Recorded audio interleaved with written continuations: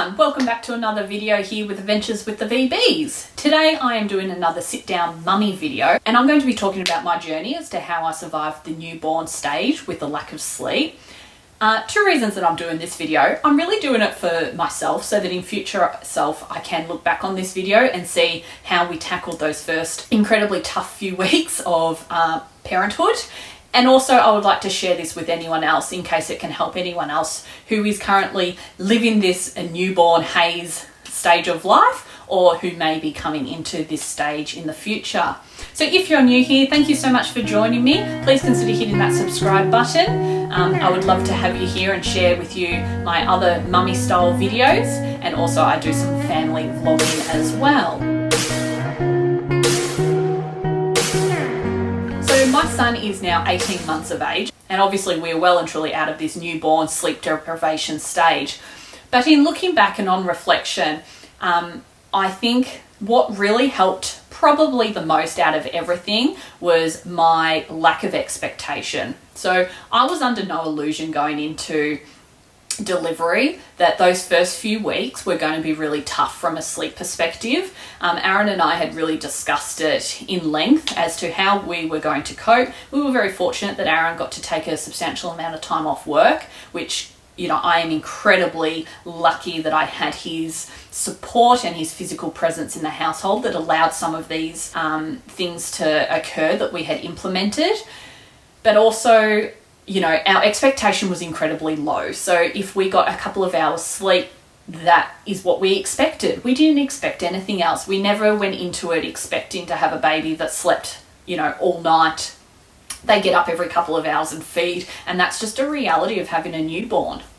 We were living in Canberra at the time, and all of our family and close lifelong friends were down in Melbourne. We had obviously built up a tribe in Canberra of some fantastic friends, but, you know, it's definitely we weren't able to have parents come and stay with us or anything like that. So it really was just up to Aaron and I, which I know a lot of people are in that situation. It's nothing special. It's not like we had it extra tough. It's just a reality of life. And so knowing that we had only each other to rely on, we knew that we, from the very, very, very beginning, needed to take care and get as much sleep as we could. So this started off in the hospital. So I was admitted on the Thursday night to be induced. And so that night, the chance of Finn coming was like 0.1%. Like the chance of him coming that first night when I was first induced was so incredibly low.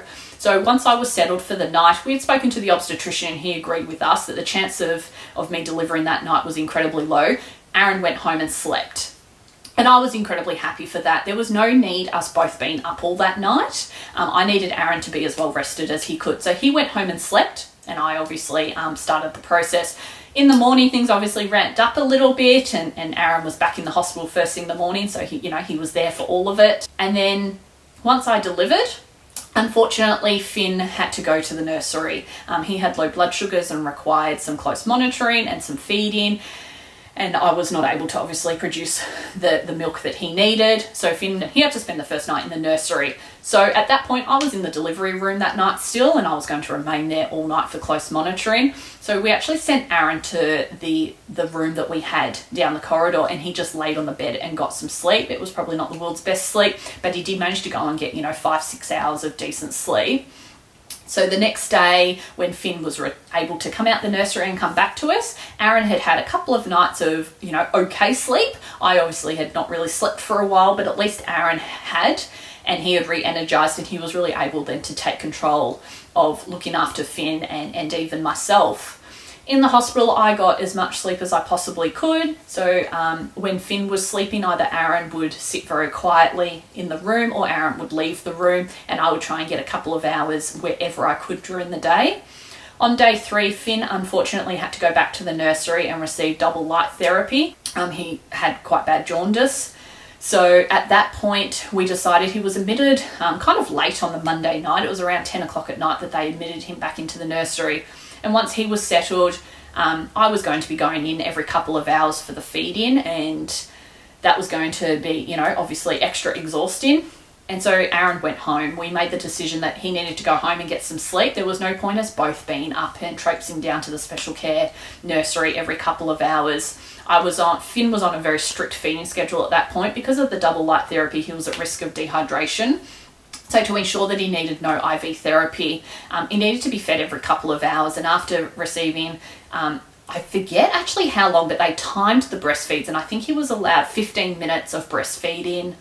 It could have even been 15 minutes each side, I don't recall exactly. But after that, he then needed a 30ml top up. And I was determined to try and have that be breast milk if it was possible. So after each time of feeding and giving him that 30ml top up and then placing him back under the lights, I returned to the room and I would pump until I got 30 mils of breast milk out. And then in literally 2 hours time, we started the process again. So there was very, very limited time for any sleep through that process. But obviously the next day when Aaron returned, he was able to assist with that process a bit more. Finn stayed in the nursery for a couple of nights and we just repeated it. Aaron went home. On one of the nights that Finn was in the nursery, I was starting to really suffer from the lack of sleep. And the midwife said to me, I really insist that you do not go and feed Finn for the next feed, and I insist that you sleep through and get, 4 good hours of sleep. He will survive on formula. And that was the best advice ever. That midwife was totally right. I was running myself into the ground.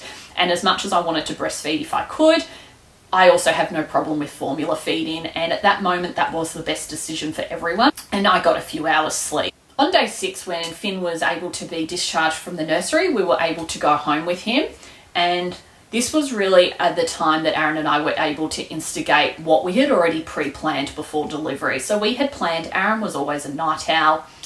I've always been a morning person. So we had always decided that we were going to kind of take the night into a bit of shifts. So obviously my aim was to breastfeed. And so I always needed to be able to feed Finn. But by taking the night in shifts, at the beginning of the night, Aaron would take Finn downstairs. He would take full care of him.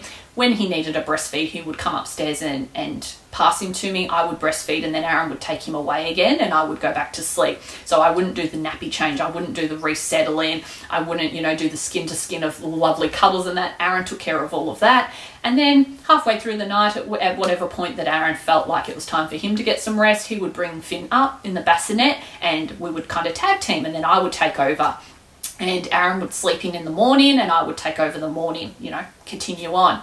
Then during the day when Finn would go down for, any of his naps, Aaron and I, if we were tired and felt like we could, we would take it in turns to have a sleep. So, once late morning Aaron had gotten up and started the day, I may have gone down for a sleep, and then later on in the afternoon, Aaron would have a sleep before the evening started. So we just really teamed as much as we could when we needed to. We still obviously had lots and lots of family time together, but we also removed ourselves and went to sleep when we needed to and left the other person to take care of Finn. So with regards to napping whenever we needed to, sometimes unfortunately that meant that we did say no to visitors. And it's not that we said no, people are always welcome in our home, but sometimes I would say, you're very welcome to come over, but I might be having a bit of a sleep. And Aaron would, have the visitors downstairs, and then when I woke up, I would go downstairs and join them. And I don't think we offended everyone. I mean, I hope that we didn't offend anyone, but I think we were very honest with it.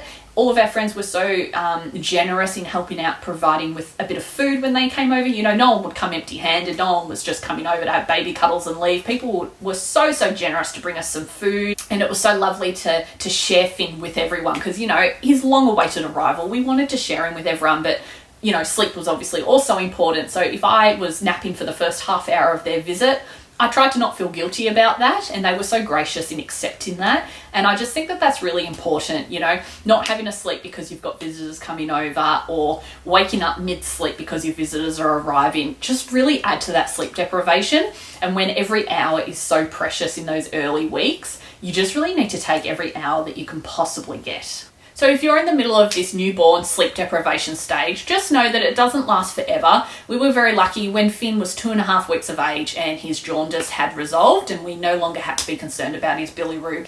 We were able to no longer wake him up at night. So the pediatrician had said that as long as we got 7 to 8 feeds in a day into him, that we were okay to let him sleep at night and just naturally wake up. And that really allowed us to stretch out a few more hours of sleep, which we were so incredibly grateful for. And from that moment on, so from around 2.5 to 3 weeks of age, life got so much easier. It really is just those first few weeks that you're getting up every hour or two to feed that makes it super challenging. But know that there is end in sight. It won't last forever. And it's such a precious moment. You know, I can remember being there in the middle of the night feeding, just holding Finn and going, you know what? This won't last forever. So just soak it up, enjoy every moment, and do whatever it is you have to do to get through that moment.